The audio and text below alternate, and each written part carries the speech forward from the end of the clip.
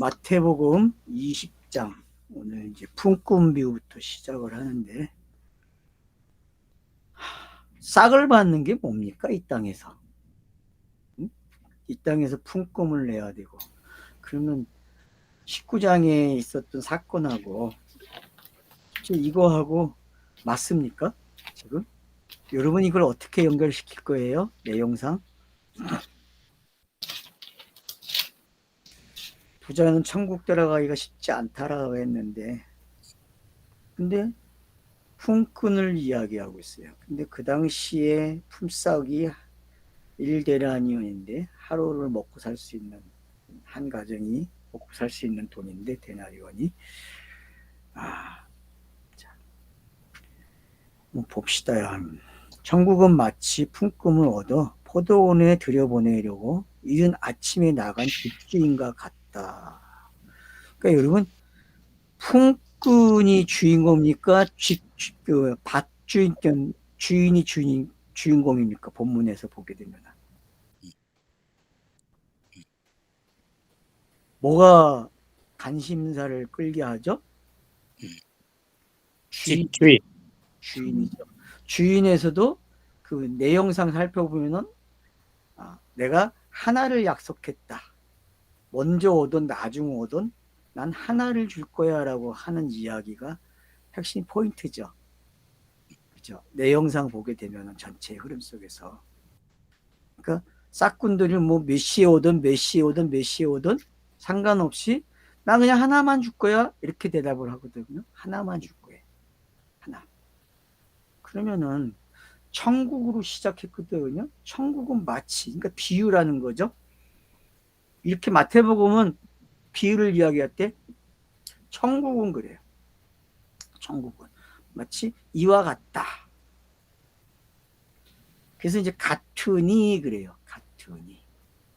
그러면 이게 은유입니까? 직유입니까? 만약에 우리나라 문법으로 하면은 같으니 하면 뭐 직유죠, 직유. 직유죠. 그럼 이제 보세요. 이게 비유 안에 있는 직유죠, 그죠?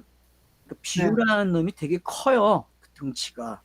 그래서 비유 안에는 별게 다 들어와 있어요. 문법에서 사용하는 그런 뭐 금방 얘기한 직유냐 은유냐 이런 거 시작해서 아이러니 뭐 그런 게 다 들어와 있어요.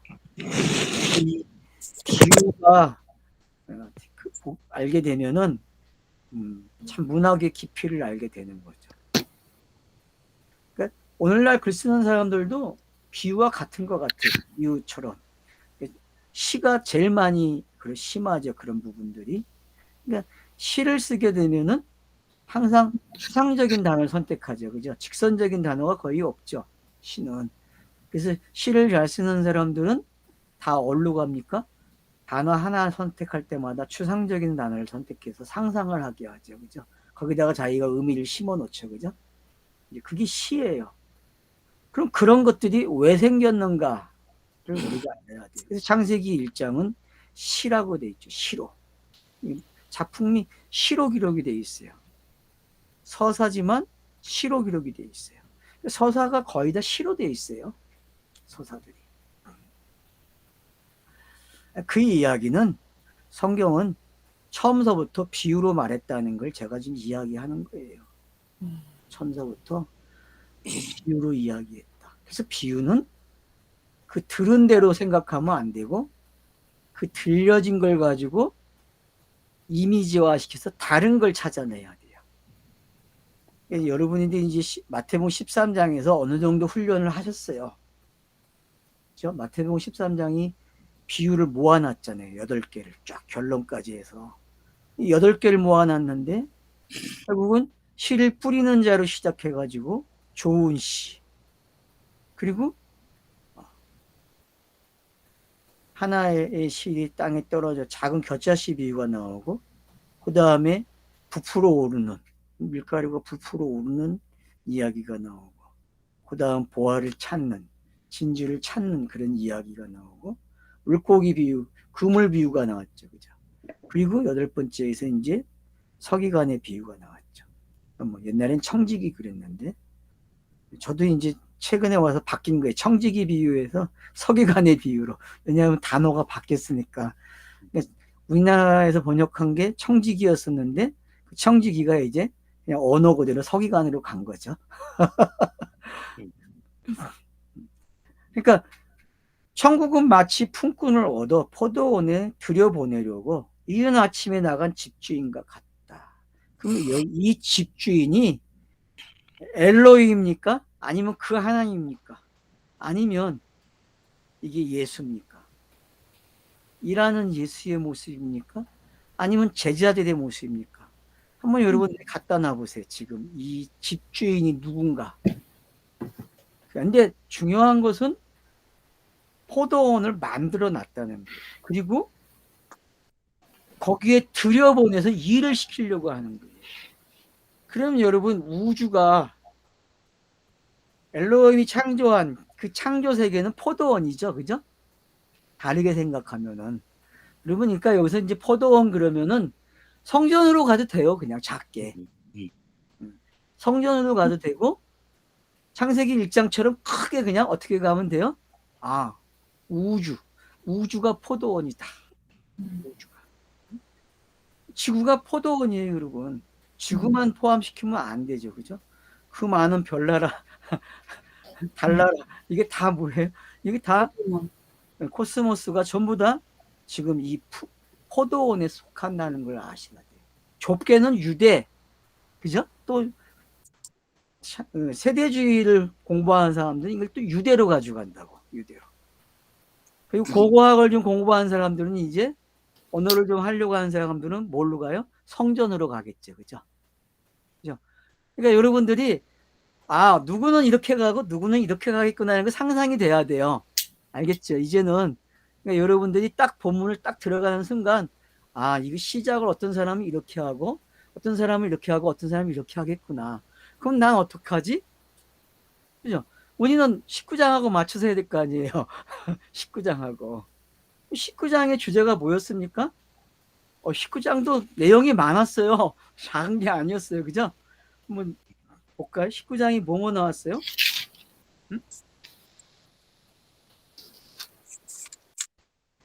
여자와 남자, 결혼, 혼자 되는 게, 이혼하는 거, 그런 게 나왔죠. 그죠? 네. 예. 그 다음에 나온 게 뭐죠? 누가 넘냐? 누가? 아이들이 오는 거 이야기죠. 아이들이 오는 이야기. 그죠? 용납하라. 그런 이야기였어요. 그리고 부자 청년. 어느 계명을 지켜야 영생을 얻습니까? 예? 결국은 부자는 천국에 못 들어간다. 그런 얘기를 들었어요. 바늘기, 낙타. 이게 언어를 찾아보니까 제가 말을 잘못했더라고요. 이게 바보가 아니고 바늘이 바보가 아니고 뭐예요, 여러분? 끝에 세 번째 있는 단어. 그 단어더라고. 그러니까 바늘이 따로 있더라고. 책에 내가 책을 보니까 있더라고. 책에 표시가 되어 있더라고. 60몇 페이지인가에 있는데. 그래서 여러분, 그건 제가 말을 잘못했으니까 취소합니다. 레시요 끝에서 세 번째. 그 근방에 보면 바늘이 있어요. 바늘. 낚시는 짜대인데. 바늘.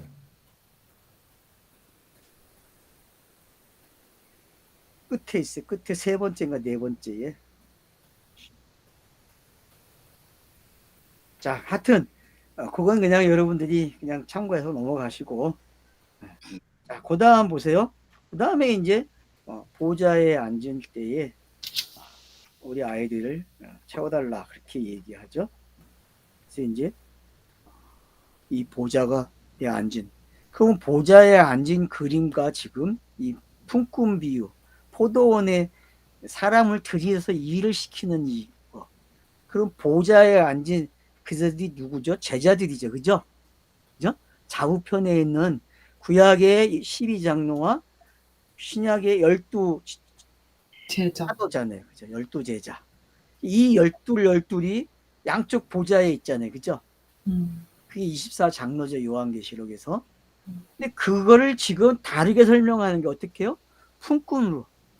이들을 뭐라 그래요? 품꾼 그래요. 품꾼. 구약의 열둘이든 신약의 열둘이든 이렇게 여기에는 지금 경우수 시간에 관계돼서 둘을 보냈어요. 그죠? 시간과 관계돼서. 그래서 시간을 언급해 주죠. 몇 시에 들어갔다, 몇 시에 들어갔다, 몇 시에 들어갔다, 몇 시에 들어갔다 그래요. 시간을 기록하면서. 근데 우리는 시간을 다 뭘로 봤어요? 그냥 숫자 개념으로 가져갔어요. 시간이라는 걸. 그러니까 여러분들이 지금 포도원에 일꾼을 들여보내는 비유예요. 그리고 품삯을 하나씩 주겠다 그러는 거예요. 하나씩. 결론은 뭐예요? 먼저 된 자가 나중 되고 나중 된 자가 먼저 된다고 하는 이야기가 또 나와요. 여기서도. 그러면은 지금 이게 어디서 나왔어요? 먼저 된 자가 나중 되고 나중 된 자가 먼저 된다는 게 몇 장에 나왔죠? 이거는? 19장. 19장에 나왔죠? 그러니까 여러분들이 지금 이런 것들이 왜 비유 속에 등장을 하고 있는가? 그러면 19장과 20장은 아주 연결이 잘 되고 있다는 걸 아셔야 돼요. 그럼 그 가운데서 지금 이게 깨달아져야 돼요. 본문이. 그 가운데. 자, 그러면은 자 나가서 이제 그가 하루 한 데나리온씩 정해진 거죠. 그죠? 그가 하루에 뭐라고요? 한 데나리온씩 주겠다 그래요.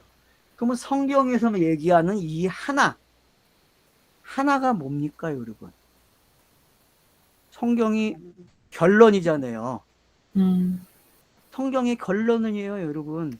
모든 숫자는 1로 와야 된다고 공부했잖아요. 그죠? 모든 숫자는 1로 와야 된다. 그러니까 12를 이야기하든 10을 이야기하든 5를 이야기하든 다 어디로 가야 돼요? 1로 가야 돼요. 1로. 그러면은 자, 구약에서 일하는 사람들, 신약에서 일하는 사람들, 하나님께서 사용하는 도구들이죠. 그죠? 일꾼들이잖아요. 선지자들. 특별히 선지자들이 어때요, 여러분? 그런 맥락이죠. 그죠? 포도원에 와서 일을 해요, 여러분. 싹꾼이 되는 거죠. 그래서 품삯을 받아요, 여러분. 그러니까 구약 성경이 뭐예요? 포도원을 만들어 놓고 일을 시킨 게 어떤 일? 하나 주는 일. 그럼 하나가 뭐예요? 성령이잖아요. 그리스도고.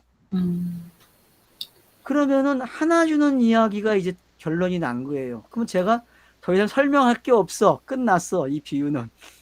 그죠? 네. 다 끝난 거잖아요. 그러니까 어느 시간대든 간에 구약이든 신약이야. 그죠? 거기에 말하는 사람들이야.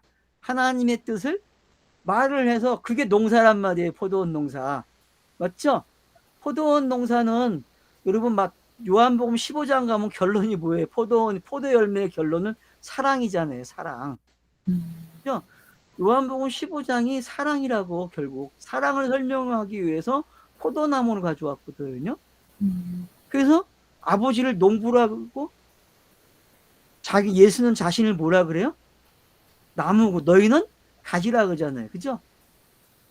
그렇게 해서 된 거예요. 그게 그러니까 여러분들이 지금 이 20장하고 요한복음 15장의 포도나무 비유를 좀 갖다 놓으세요. 그리고 사랑 이야기를 해놓고 15장에서 좀 더 가면은 친구 이야기가 나와요. 친구. 그죠? 여러분, 친구가 돼야 돼요. 제가 친구는 구약의 야다라 그랬죠. 야다. 여러분, 야다가 뭔지 아시죠? 안다. 아는 거예요. 친밀하게, 거스로 아는 게 아니라 깊게 아는 거. 그걸 성과 같은 거죠. 그죠?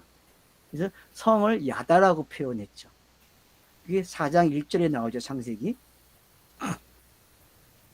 그러니까 그런 표현들과 함께 이 본문이 읽어지시게 되면은 이 본문은 그냥 읽어지게끔 되어 있는 거예요. 이 본문이.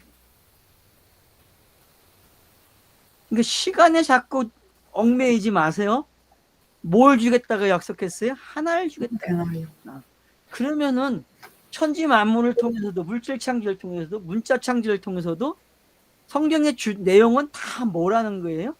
하나를 주겠다는 거죠. 네가 일찍 참여했던 늦게 참여했던 하나가 되는 거야. 그러면 제가 했죠. 먼저 된 자가 나중 되고 나중 된 자가 먼저 되는 이야기는 누구 이야기를 했어요? 예수가 그리스도 되는 이야기를 했잖아요. 그리스도 되는 이야기. 그러니까 이 포도원을 만들고 주인이 그 일꾼을 찾는 이유가 이제 뭔지 알겠죠.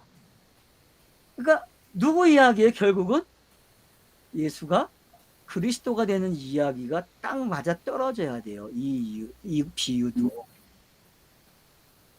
이 비유는 예수가 그리스도가 되는 비유입니다.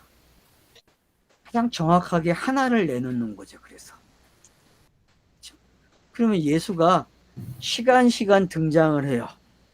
맞죠? 구약에도 등장했죠. 안 했습니까? 선지자로, 왕으로, 제사장으로 등장하잖아요.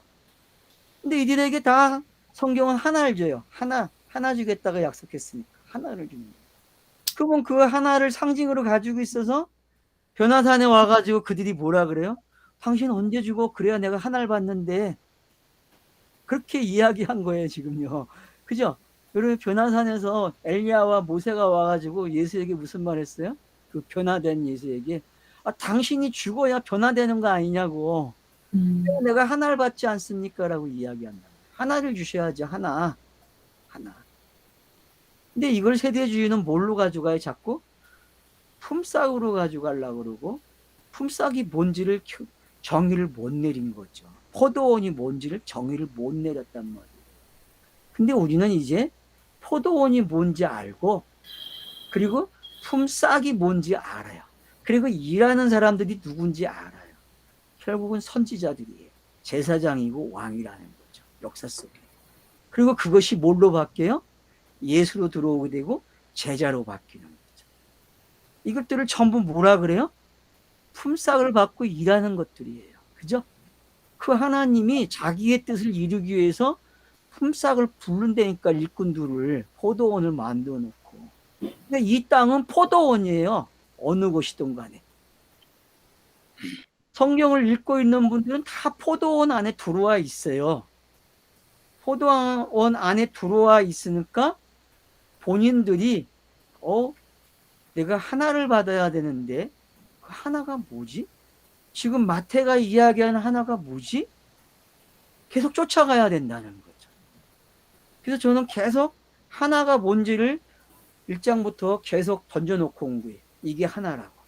이게 하나예요. 이게 하나예요.